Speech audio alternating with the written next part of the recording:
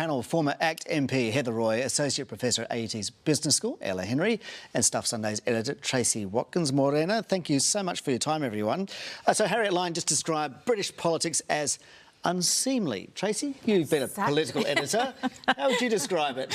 That's such a polite way of talking about the last few weeks, isn't it? Yeah. Chaotic, turbulent, crazy. Yeah, and how will Liz Truss be remembered? A figure of fun, I would have thought. Yeah, a figure of fun. I mean, we did quite well. We had Mike Morris 59 days as a Prime Minister, not quite 45 days, Ella. What's your sort of take on that sort of British turbulence? I have to say, British politics over the last couple of years has reminded me very much of Monty Python, and in particular the Ministry of Silly Walks. I think it was prescient. Yep.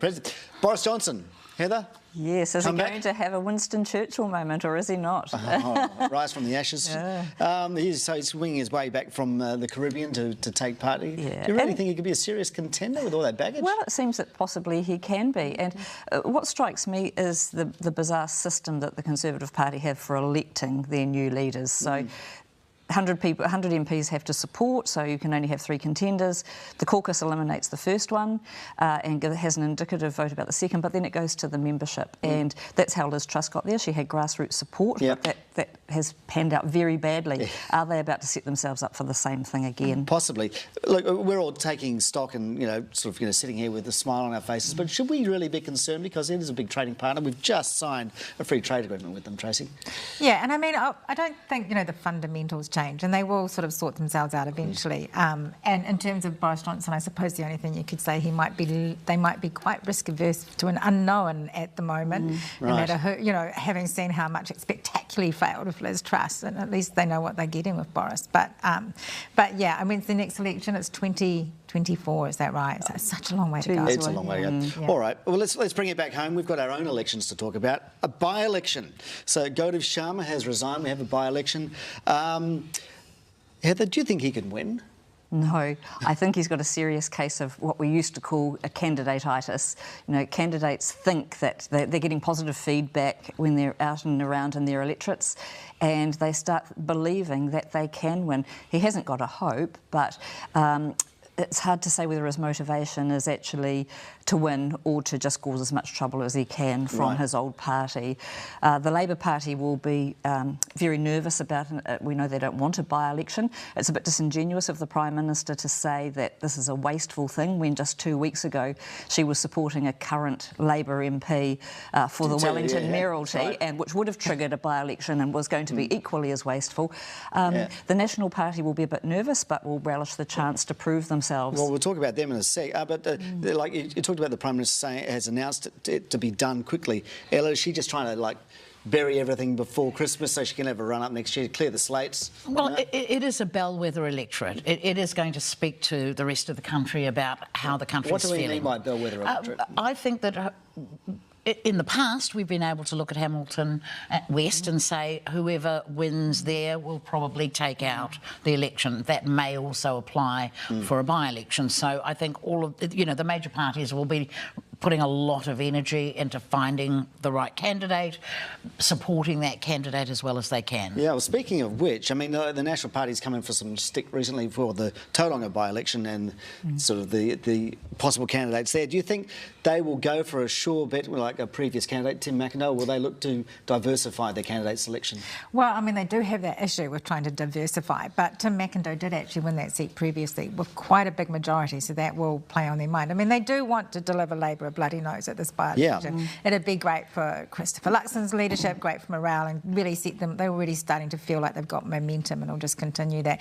But yeah, I mean, it'd be hard to go past Tim McIndoe. But of course, if they don't understand him, he wouldn't put his name up anyway, I imagine. Right. So yeah. Okay.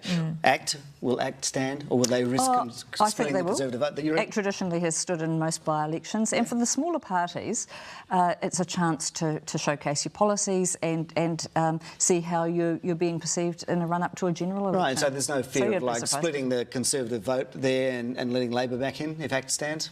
I don't think that would be the case in this particular instance, but ACT will be wanting to do its own thing. And look, I think just to speak to the quickness of this, I think it is ultimate to do that. What hasn't been discussed is the people of Hamilton West actually deserve to have an engaged MP in Parliament. That's what representation's about. So the sooner it happens, the better. OK, we did ask Winston Peters just this week whether he was going to stand. Ella, he just laughed at us. I'm laughing at the thought of Winston Peters laughing, quite frankly, because, you know, talking about arising from the ashes and phoenixes, he's a classic example of it. You can never rule Winston out of anything. Yeah, I mean, if he did and he miraculously won, he'd have a leaders' fund leading into his resurrection of New Zealand First in terms of the next election. Possible, Tracy? No? Oh, I never rule anything out with Winston, honestly. All right, let's move on to social investment. So a signature policy there from National this week. Better bang for the social investment buck. Ella Henry, has that convinced you? I think it was a lot of description, but not a lot of weight under what is underneath it, or how it's going to be funded, what it actually means in terms of policy. I mean, every New Zealander wants every dollar the government spends to have the best possible outcome, and anything that develops better metrics and how we measure that, I think, is a good thing. We've already seen a decrease in crime in recent years. We've seen some positive outcomes of whānau order programs, so there are some good metrics that I think need to be better clarified, and if that happens out of this, that's a good thing. But philanthropists getting involved in charitable enterprise worries me. Yeah, so on that particular point, when Rebecca asked her about it, she said earlier it's a blue sky, it's aspirational. Is she just throwing something out there to see if it, you know, gets hooked onto? I mean, what do you make of that idea? No, I don't think so. I think I think that Nicola Willis has got a genuine interest in this area. She was very supportive of Bill English's initiative previously, and she's built on that. And I think, to me, when I listened and read the speech that she gave the other day to Victoria University, I heard things are broken. They certainly are. Things aren't being measured, and so the accountability is not there in the public sector. And I absolutely agree with those things. She's trying to fix those. She's trying to fix those first, and then bringing the philanthropists in later, I think actually is something that could work. I look at the Wellington example of philanthropist Mark Donajcek, who gave $50 million to Capital and Coast District Health Board to build a children's ward, rebuild a children's ward. That's a great initiative. It's hugely advantaging those children. That's philanthropists choosing where they want to spend their money. And I think what we're seeing... would be different though, wouldn't it? Well, different in part, but actually in a more planned way. And I do think that there are people out there who would like to do the right thing because they've got more money than they know what to do with themselves and want to see it done well. If they know that they're helping with something that's proven to work, isn't that a good thing? Shouldn't we be encouraging it? Isn't that, as James Shaw said this week, you know, the idea of wealthy people paying their fair share to help people who are less well off, isn't that the tax system? There's a lot of philanthropy anyway going on, and what I'm not quite clear about is quite how this would work. So I'm not, you know, is it...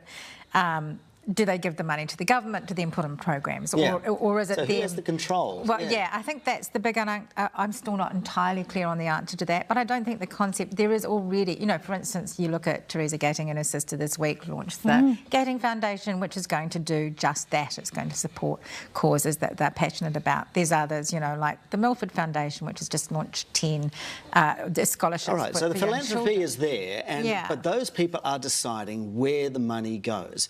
If this is a philanthropist who says, I'll give you X million into a social investment fund and then it gets distributed elsewhere, are they going to be happy with that? And are they going to expect, Ella, something in return?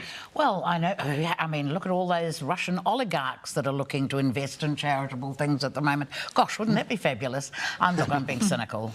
But the reality is, I would rather pay more taxes to ensure that my government has adequate funding to deliver what I believe government should: education, health, housing. And I'd like to see whichever party comes in uses that approach. And if we work with philanthropy, that's fine, so long as there is no end game for that philanthropic largesse.